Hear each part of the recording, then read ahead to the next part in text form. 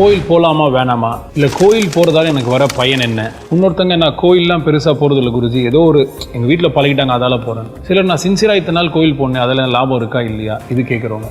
இந்த கோயிலுக்கு போகிறன்ற எண்ணம் எப்போ வருது? சின்ன குழந்தை பிறந்தவொடனே தானாக கோயில் போகுமா? போ.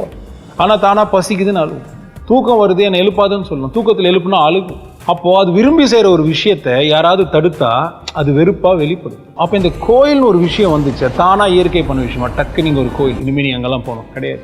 அப்போ நீ ஏன் முதல்ல கோயிலுக்கு போகிற? அங்கே யார் இருக்கா? மாமனா, மச்சானா, இல்லை உன் பொண்டாட்டியா, கணவனா, அம்மாவா, அப்பாவா? அதெல்லாம் கிடையாது. அங்கே கடவுள்னு ஒருத்தங்க இருக்காங்க. அப்போ அங்கே கோயிலில் கடவுள்னு இருந்தால் அப்போ மற்ற இடத்துலலாம் யார் இருக்கா? கழுதியாக இருக்கு? அது கிடையாது. அப்போ எல்லா இடத்துலையும் கடவுள் இருக்குன்னு உணர்ந்துட்ட அப்புறமா நான் ஏன் கோயில் போகிறேன்? அந்த இடத்துக்கு போனால் என்ன நடக்கணும், என்ன உனக்கு அடைநட்டத்துக்காக கோயில் போகிற?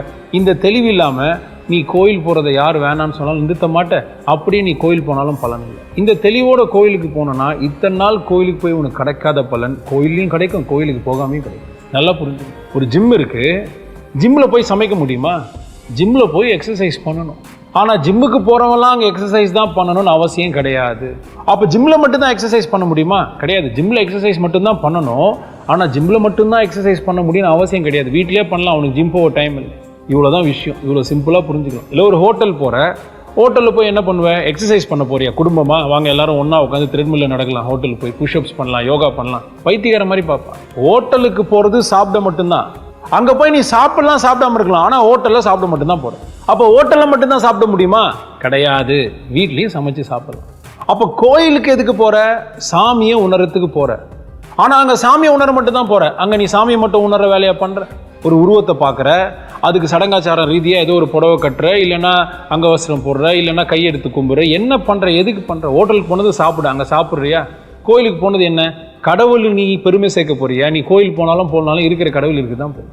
ஸோ அந்த காலத்தில் எதுக்குமே ஒரு உருவம் கிடையாது. சிவனுக்கு உருவம் வச்ச சமூகம் இது கிடையவே கிடையாது. நீக்கமர நிறைந்திருக்கும் பேராற்றல். அவனுக்கு பாஷையே கிடையாது. மௌனமே மாறாத மொழி. அது தியானத்தில் உணர். என்ன தேவன் ஜாலியாக கேட்க, நீ கேட்டதெல்லாம் கிடைக்கும். ஆனால் இந்த சூட்சமத்தை மறக்கக்கூடாது. கோயில் போகாமல் போ. தெய்வம் இருக்க இடம் தான் தேவாலயம். உனக்கு அப்போ தேவாலயம் எது? தேகமே தேவாலயம், உயிரே இறைவன். அவ்வளோதான் சூட்சம். என்னுள் உயிராய் இருப்பது நீ என்று அறியாமல் கண்கள் காணும் காட்சிகளை கண்டும் காணத்தகாத காட்சிகளை கொண்டும் என்னை காணும் உன்னை காணாமல் காலத்தை கொன்று கழித்தேனே சிவனே.